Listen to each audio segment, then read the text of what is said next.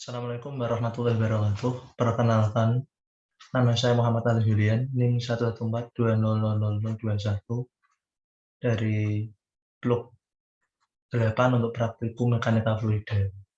Di sini saya akan menjelaskan sedikit tentang pembahasan dan tentunya langkah kerja pada acara pertama ini mengenai envelope time. Nah, inilah pembahasan saya. Yang pertama kita sebenarnya harus tahu dulu mulai dari langkah kerja ketika melakukan praktikum acara pertama ini yaitu e-flux time itu sendiri. Yang pertama ada menimbang berat, kemudian setelah itu kita melakukan itu apa? Pencatatan hasil setelah melakukan penimbangan, kemudian masukkan fluida ke air hingga tidak tumpah corongnya. Kemudian setelah itu menimbang kembali piknometer dan melakukan pencatatan hasil. Setelah melakukan pengukuran terhadap volume fluida, kita menggunakan dengan gelas ukur juga untuk minyaknya. Yang pertama tadi air, yang kedua minyak. Selanjutnya kita melakukan pengukuran diameter lubang.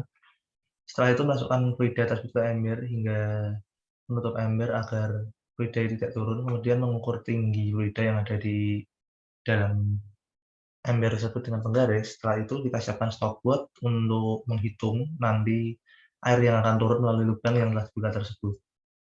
Baik, untuk praktikum di acara ketiga ini mengenai praktikum di acara pertama ini mengenai e-flux time untuk praktikum mekanika fluida itu pokok bahasanya itu memiliki tujuan atau memiliki aspek penting yaitu untuk melakukan pengukuran waktu terhadap pengosongan tangki.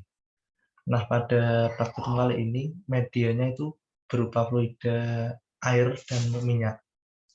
Data dari perjalanan ini tuh jenis datanya itu data sekunder yang diberikan oleh asisten praktikum. Kemudian kita tahu ada percepatan gravitasi, ada juga diameter ember, diameter lubang, volume mikrometer yang masing-masingnya itu untuk gravitasi atau percepatan gravitasi itu ada 980 cm per sekon kuadrat, kemudian diameter embernya juga 5 cm, diameter lubang 0,4 cm, serta volume mikrometer itu 25 mm.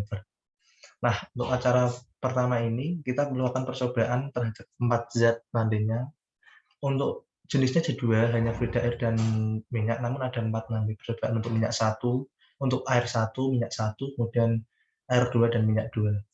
Nah, untuk fluida ini tuh untuk yang air 1 itu ketinggiannya 4,076, kemudian 8,153 cm untuk yang kedua, sementara untuk fluida minyaknya itu yang minyak 1 3,057 cm dan yang fluida 2 nya 6,115.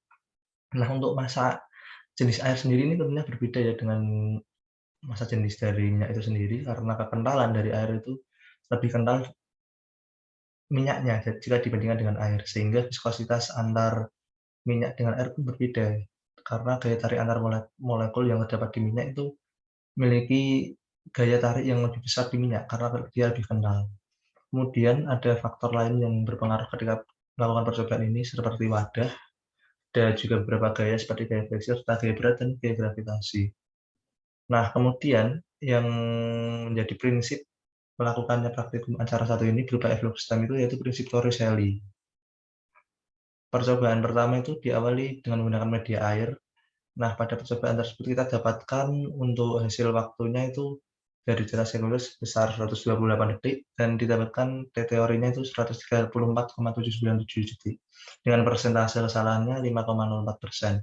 Kemudian untuk fluida kedua itu ada waktu yang diberikan atau data sekundernya 145 detik, kemudian untuk teorinya itu 190,619 detik, sehingga persentase kesalahannya sebesar 23,9%.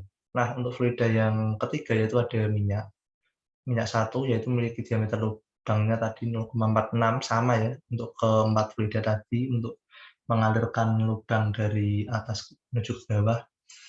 Untuk minyaknya itu didapatkan waktu percobaan 195 detik dan teorinya 116,746 detik sehingga persentase kesalahannya cukup besar yaitu 67,02%.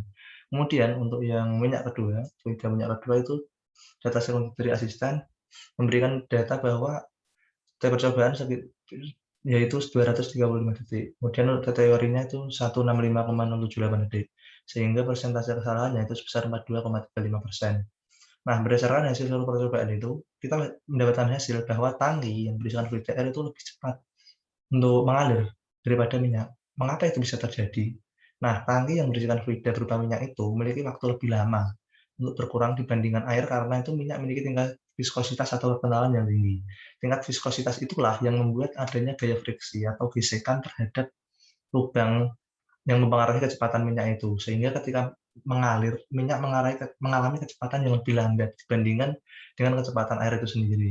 Kemudian massa jenis minyak itu lebih kecil jika dibandingkan dengan air. Adanya perbedaan itu menunjukkan bahwa air akan mendapatkan gaya yang lebih berat dan dipengaruhi oleh gaya atau percepatan gravitasi itu sehingga turunnya juga lebih cepat dibandingkan dengan minyak itu sendiri.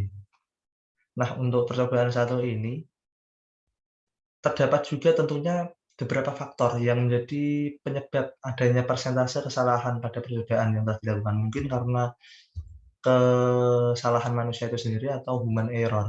Kemudian untuk percobaan satu ini memiliki manfaat yang bisa kita terapkan di dunia industri tentunya, khususnya dalam pengolahan limbah ataupun dalam skala besar dalam pertambangan seperti pipa-pipa di industri perminyakan itu kan membutuhkan konsep dari effluent stem itu sendiri. Kemudian ada juga pemanfaatan effluent stem untuk memprediksi debit alir-aliran yang kita harus tahu. Biasanya kita dapatkan data-data debit aliran tersebut melalui bendungan-bendungan yang menggunakan prinsip effluent stem itu sendiri.